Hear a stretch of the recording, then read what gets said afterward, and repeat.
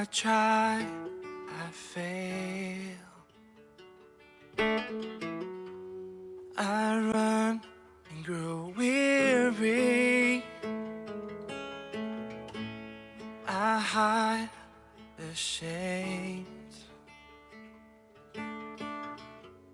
I forget you're the one who saves, and you won't compromise. You have my soul.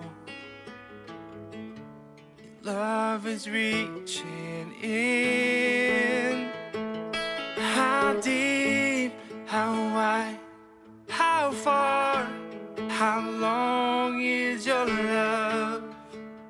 Sees me through. Oh, how deep, how wide, how far, how long is your love? Is it your love?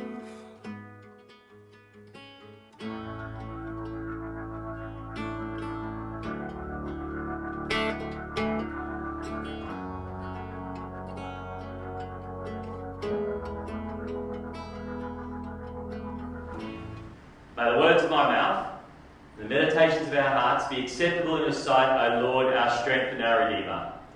Amen. Please be seated.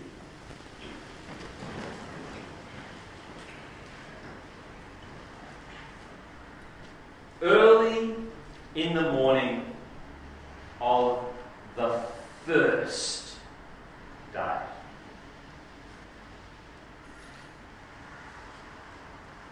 One day a student comes to his master and says, "Master, I want you to explain to me the difference between heaven and hell." And the master says to the student, "Follow me." And the master took the student to a room where he opened the door, and as they entered into the room, the student saw laid in front of them a banquet. A banquet like no other. A banquet fit for royalty, for celebration of fine food and wine. And he saw people in that room gathered around that banquet. The master then took him to another room. And in that second room was the same banquet, overflowing with abundant food, fine wine. And other people in that room gathered around the banquet.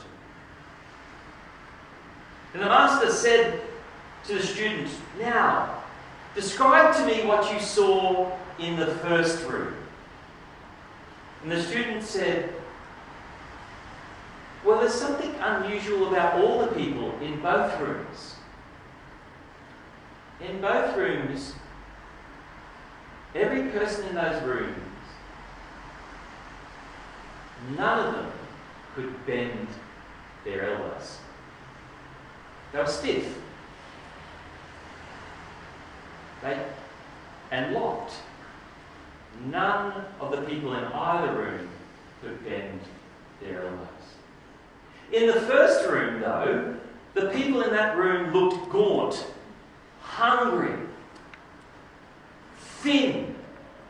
Some were so weak they could not get up from where they were sitting. Some were bickering and fighting over the idea of this food, and some were trying to hoard the food for themselves.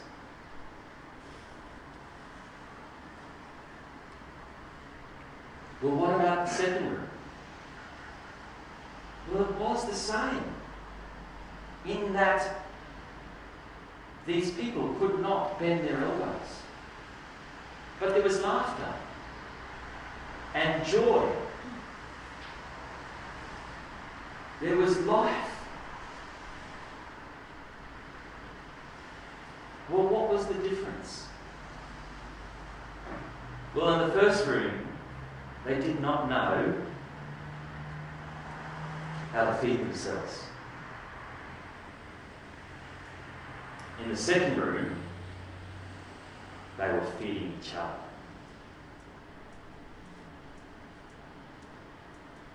In Isaiah today, we have this amazing image of a banquet.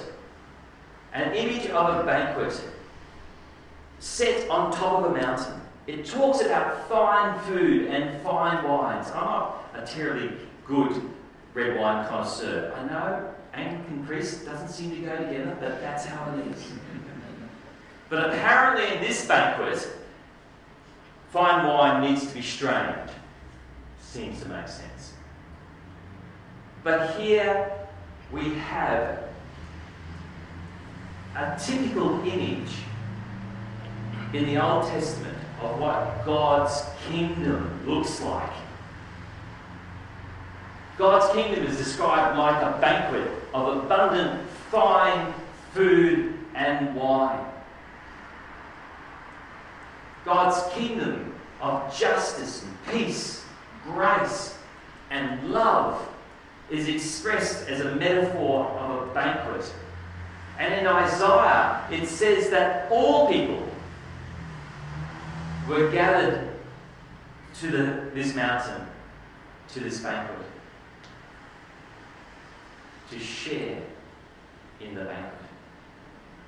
It is an image of the Old Testament, of the hope of Israel, for that time when God will act.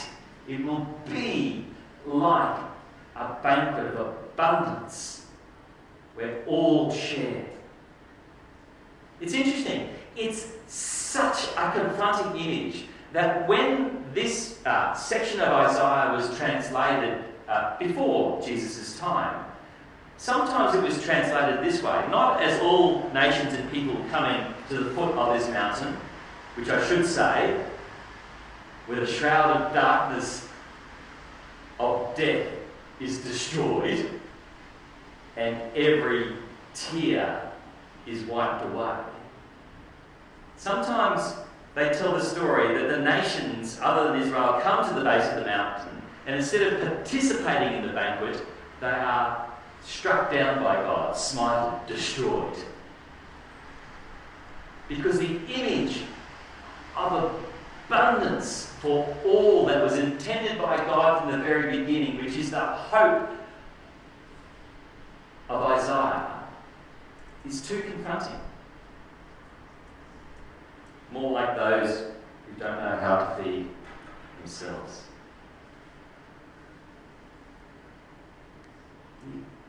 In Mark's Gospel this morning, it says early in the morning on the first day of the week. Why? Why is it important? You know what? The other Gospels say the same. John's Gospel says early in the morning on the first day of the week. When do we count days in Scripture? Sunday's the first day, but where in Scripture, particularly the Old Testament, do we count days? Yes. Genesis 1. First day, second day. Throughout the Gospels, there are allusions to the idea that what Jesus was going to do in his death and resurrection was about new creation. It was God birthing out of the original creation that had turned away from God's purposes, God's new creation, which can be described as a banquet, or can be described as the kingdom of God, that place where God's justice, God's forgiveness, God's life is present.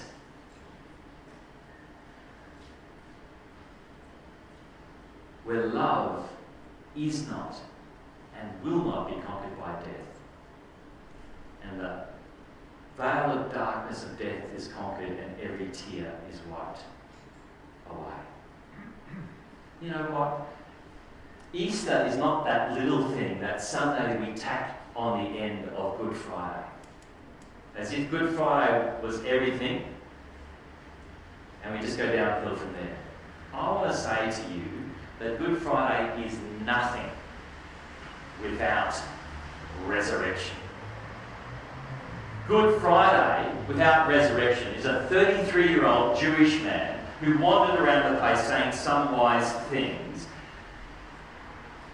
who some thought was going to be the Messiah, dying on a cross. The end, that's it. No hope. It is because of resurrection that Good Friday and what God has done in the life of Jesus Christ is assured, because not only has he taken upon himself the weight of chaos and evil in this world, held it, loved it, and healed it, resurrection says that we can also trust it. The risk that God takes in Jesus Christ to give his life for love is validated by resurrection. And resurrection is not resuscitation, okay? It's not that Jesus, like Lazarus, just appeared from the grave and said, "It's all right, don't worry. It was bad for a while, but it's good now." Resurrection is the idea that heaven, God's kingdom, is now present again as part of this world. Jesus, the first fruits, is the birthing of heaven and God's kingdom amongst us. Jesus is resurrected not with the body that he died on the cross. There are connections. But Jesus is resurrected with the body which is his heavenly body that does not fade, that cannot be destroyed, and that will no longer be subject to death. It says to us that resurrection is not about some time in the future where we hope we might go to be with God. Resurrection says that God's kingdom and love is here and available now. It began with Jesus' resurrection. The old world and this world have come together in a way which says we can now live within the life of justice and forgiveness and hope that Jesus revealed and made possible in his own life. The choice is, will you live it? Will you live as if you live in this new created world of God's that has no end? Or will you choose to live in the old world, which fades away? It's interesting, at the end of Mark's Gospel, if you read the end of Mark's Gospel in different Bibles, you'll see notes that says, well, some people think Mark's Gospel finished here, some people think it finishes here, and some people think it finishes here. The most likely answer is that the original Mark's Gospel finished where we finished the Gospel this morning. And how did it finish? With people running away afraid, saying, we're not going to tell anybody. Kind of awkward way to finish a Gospel, isn't it? That's why some people came back later and went, can we just change this a little? If you want to read about Christians being able to handle poisonous snakes and things like that, read the end of Mark's Gospel, the alternate end of Mark's Gospel. The point is, how shall we respond to resurrection? Will it be to run away in fear and tell nobody? Or will it be our choice, knowing that this Jesus who died on the cross has been resurrected, to follow him? To choose to live according to the kingdom that he has revealed, to go into our lives, to choose love over fear, to choose justice, forgiveness, compassion, to enter into the world with faith.